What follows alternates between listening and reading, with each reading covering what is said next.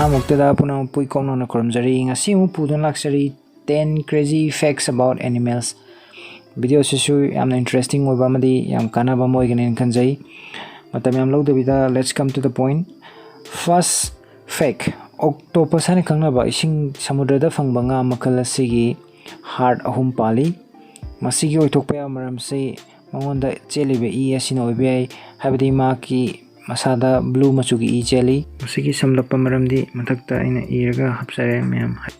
Fact number 2, wood frog aina khangnaba hangoi makal asi tha nipan mapan thoktan leiba ngami habadi urine pass toktan leiba ngameba. Haiba hangoi makal asi North America da marang kaina phangi. Fact number 3, bats, sekpi, the only mammals that can fly.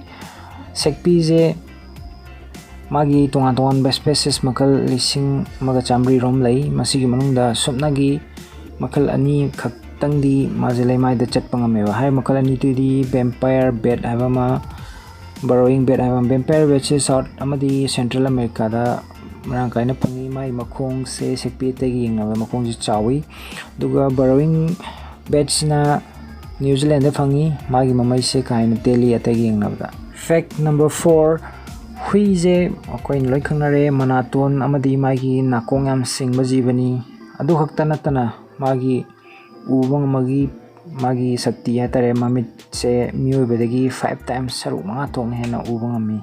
Fact number 5, sun cow akoin yumda loinariba sun se ma se lepna dum phajana mapung phana tumba ngami sijongak pamani.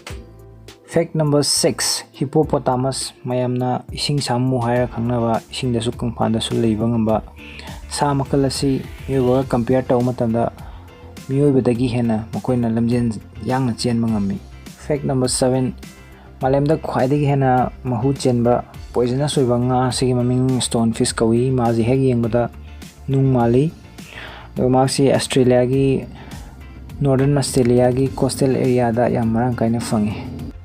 Fact number 8, kingfisher akoi londa ngarakpi ngabu yamna pamsaba yengbada sukimatik khajabo chek makal asigi tongan ba magi species haite magi makhan se 90 rom lay.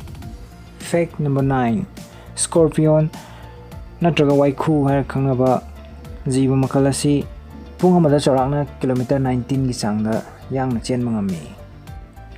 Last fact number 10, malemda khwaligi pikpa hui gi breed se Yorkshire terrier na oi haiba hui gi kanglob asidagi lucy ko hui manau Guinness Book of World Record 2011 da record tambangam ki ma ki hui asigi awang basi magi centimeter 14 habdi 5.7 inch mo oi ki aduga magi arumbasina 4 lbs habdi charangna 1.8 kg muktang lumi. Matang sita video asi loisinjage matung tarakpada kana video kaya pudna laksage channel su pung thawat piba amadi nungsibibo ina like share amadi subscribe tawbiramu amukana mayam bu khurumjari.